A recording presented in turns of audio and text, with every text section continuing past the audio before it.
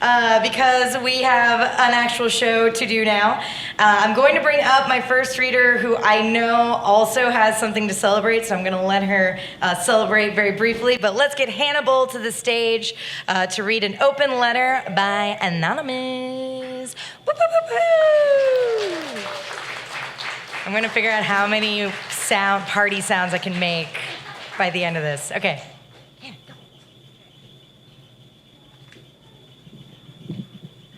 I'm gonna try this.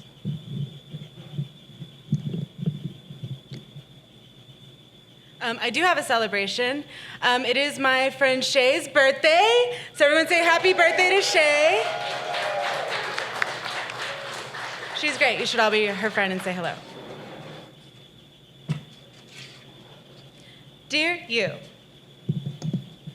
I'm sorry, I'm really bad at microphones. Okay. Dear you. I know you will always remember me because you have so many things to remember me by. When you look around your home, I will always be represented. When you sit on your couch, you will remember that I bought it for our home during the pandemic. When you eat at your kitchen table, you remember all of the projects I completed on it, from the paint stains. When you pile your clean clothes out of your dryer onto your dining room table, you remember that it once belonged to my grandparents. When you admire your Lego models and nerd knickknacks in your glass display case, you will remember that it once held my seashell collection. Every time you play your favorite board game, you remember going to Target with me when I bought it for us to play at the beginning of our relationship. You will also remember that you stopped playing it because you got mad at me for winning too many times. When you play Nintendo Switch, you will remember that it was a Christmas present to us from my dad. When you sleep on your bed, you will remember that I purchased it from Amazon for my cousin to sleep on when she came to our house to help paint our pool. When you use your computer, you will remember that you bullied me into buying it after we broke up so that you would give me back the computer that my deceased brother had built when he was still alive. I had recklessly let you borrow it, not knowing how callous you would be when it was time to give it back. I, on the other hand, when I look around my home, will not have anything left of you. When I sit on my couch, I will remember scrolling through websites, trying to find the cutest couch with the best aesthetic at a reasonable price to make my little house feel like a home. When I use my kitchen table, I will remember that it was the kitchen table that I grew up with, where I ate dinner with my family and completed art projects as a child. When I look at my glass cabinet, I will remember when it stood next to its twin in my grandmother's dining room. And it is still holding half of her crystal collection. I will remember my only female cousin on that side of the family has the other half of that set. When I play my favorite board game, I remember the first time I played it with my family before I went out and bought my own copy. Other people get mad at me for winning at that one, too.